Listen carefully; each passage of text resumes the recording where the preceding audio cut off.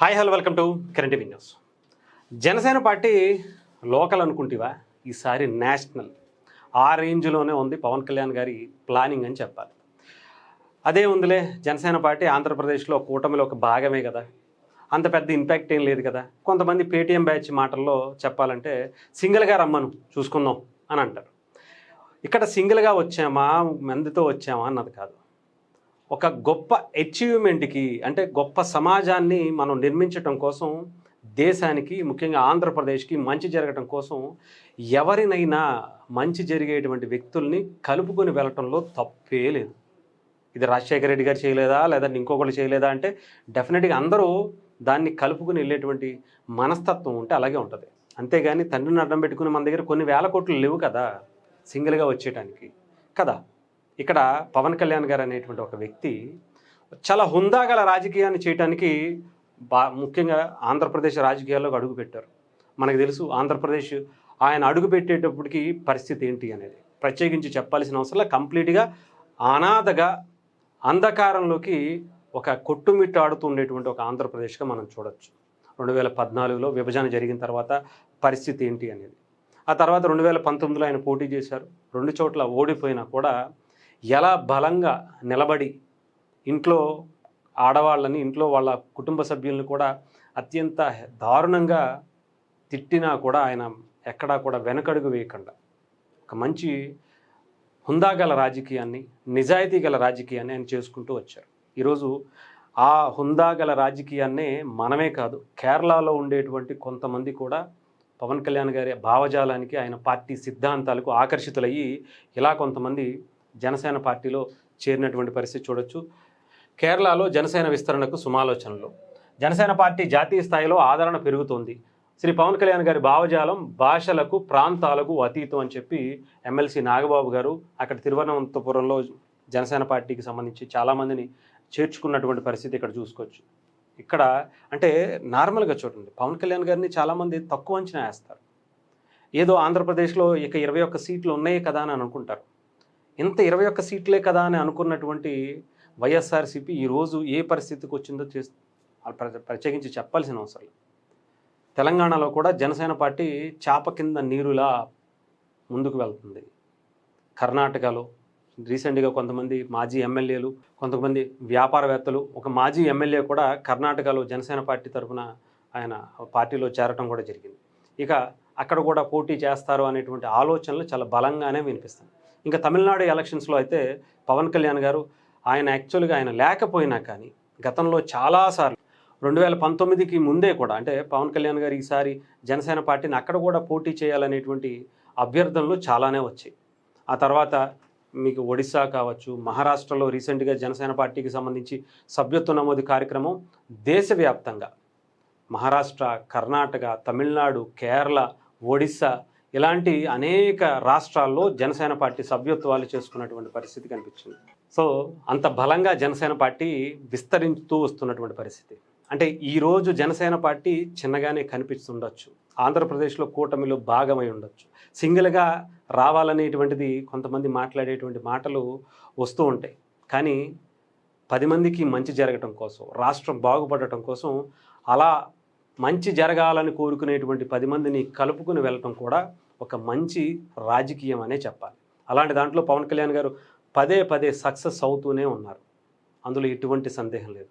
అంటే కొన్ని వేల కోట్లు తీసుకొచ్చి అలా పాడేసి మన వైపు తిప్పుకుందామని చేసేటువంటి రాజకీయం ఈ రోజుకి అంటే ఒక వెలిగి అలా నీరు గారిపోయినట్టు అవుతుంది. కానీ ఒక సిద్ధాంతపరమైనటువంటి రాజకీయం చేసుకుంటూ వెళ్తే ఈరోజు జనసేన పార్టీని కేరళలో కూడా, ఇక్కడ కూడా పోటీ చెయ్యండి అనే స్థాయికి వస్తుంది. ఆలోచించండి. అదే వేరే పార్టీకి వస్తుందో పేర్లు చెప్పాల్సిన అవసరంలా, వస్తుందా చెప్పండి? అసలు ఆ ఆలోచన కానీ ఆ సాహసం కానీ చేయగలుగుతారా?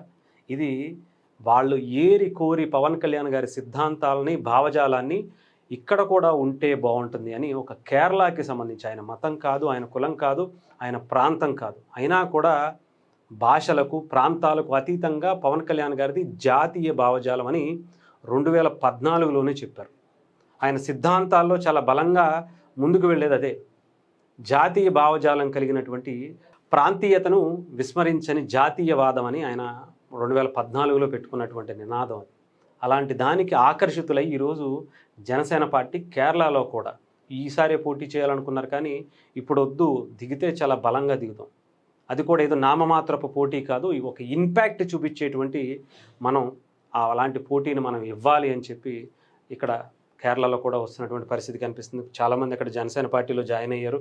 ఇంకా ఇదిగో మీరు చూసుకోవచ్చు, కొంతమంది అక్కడ పోటీ చెయ్యాలి అని చెప్పి చాలా బలంగా చెప్పినటువంటి పరిస్థితి.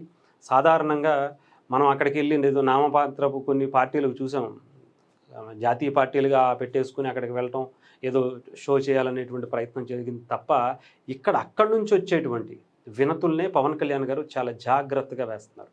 అంటే పవన్ కళ్యాణ్ గారు లాంటి భావజాలంతో కూడినటువంటి సమాజాన్ని, నిజాయితీతో రాజకీయం చేసేటువంటి ఒక వ్యవస్థని చాప కింద నీరులా ఆయన రెడీ చేసుకు పెట్టుకున్నటువంటి పరిస్థితి. నేను మొన్న కూడా చెప్పాను ఒక వీడియోలో, అంటే ఈరోజు జనసేన పార్టీ చాలా తక్కువగా కనిపిస్తుండొచ్చు, కానీ ఒక టయానికి చూస్తే మనం సౌత్ ఇండియా, నార్త్ ఇండియా అని చెప్పి ఆ మాట మాట్లాడడానికి కొంచెం ఇబ్బందికరంగానే ఉంటుంది కానీ నాకైతే.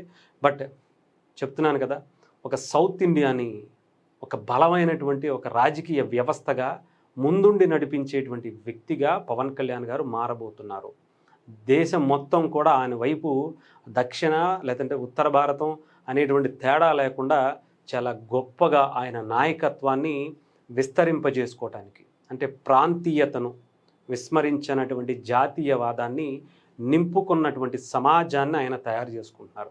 అల్టిమేట్గా ఆయన సీఎం అవుతారా, ఇంకొకటి అవుతారా అంటే ఏదో ఒకచోటే అవ్వగలుగుతారు సీఎం అనేది, బట్ ఆయన అంతకు మించి ఆలోచిస్తున్నారు. గొప్ప సమాజాన్ని నిర్మించడం కోసం ఆయన ప్రయత్నాలు చేసుకుంటున్నారు. దానికి ఆకర్షితులవుతున్నటువంటి వ్యక్తులు ఇలాగే చూడొచ్చు. ఇలా తమిళనాడులో కూడా చాలామంది పవన్ కళ్యాణ్ గారికి పోటీ చేయాలనేటువంటి ఆలోచనలు గతంలో చాలా సందర్భాల్లో తెచ్చారు. ఈసారి కూడా పోటీ చేస్తారని చాలామంది అనుకున్నారు. బట్ పవన్ కళ్యాణ్ గారు అక్కడ కూటమిలో భాగం కావటం, బీజేపీ కూడా అక్కడ బలంగా నిలబడాలనేటువంటి ప్రయత్నం చేయటం, పవన్ కళ్యాణ్ గారు ఈసారి ఆ పోటీ నుంచి తప్పుకున్నటువంటి పరిస్థితి కనిపిస్తుంది. ఈవెన్ కర్ణాటకలో కొంతమంది మాజీ ఎమ్మెల్యే ఒకరు, అలాగే కొంతమంది వ్యాపారవేత్తలు కూడా జనసేన పార్టీలో జాయిన్ అవ్వడం జరిగింది కర్ణాటకలో. ఈసారి కర్ణాటకలో మాత్రం పోటీ చేసేటువంటి అవకాశాలు ఉన్నాయి. తెలంగాణలో ఇప్పటికే పోటీ చేసింది, చాలా బలమైనటువంటి ఇంపాక్ట్ చూపించింది. ఎవరు అవుననుకున్నా కాదనుకున్నా జనసేన పార్టీని చూసి తెలంగాణలో కూడా భయపడుతున్నారు. అంటే రేపొద్దున ఆయన మొన్న చెప్పారు, 2 తెలుగు రాష్ట్రాల్లో జనసేన పార్టీ పేరు కానీ ఊసు లేకుండా రాజకీయాలు జరగవని. నేను మళ్ళీ చెప్తున్నా, పవన్ కళ్యాణ్ గారు జనసేన పార్టీ లేకుండా కొన్ని సంవత్సరాలకి, దాదాపు ఇంకొక 10-15 సంవత్సరాలకి భారతదేశంలో ఏ రాష్ట్రాన్ని, ముఖ్యంగా పవన్ కళ్యాణ్ చెప్పినటువంటి తమిళనాడు, కేరళ, కర్ణాటక, ఒడిస్సా ఇలాంటి రాష్ట్రాల్లో పవన్ కళ్యాణ్ గారి జనసేన పార్టీ ప్రస్తావన లేకుండా రాజకీయాలు జరగవు అనే పరిస్థితికి జనసేన పార్టీ, పవన్ కళ్యాణ్ గారి భావజాలం వెళ్ళబోతుంది.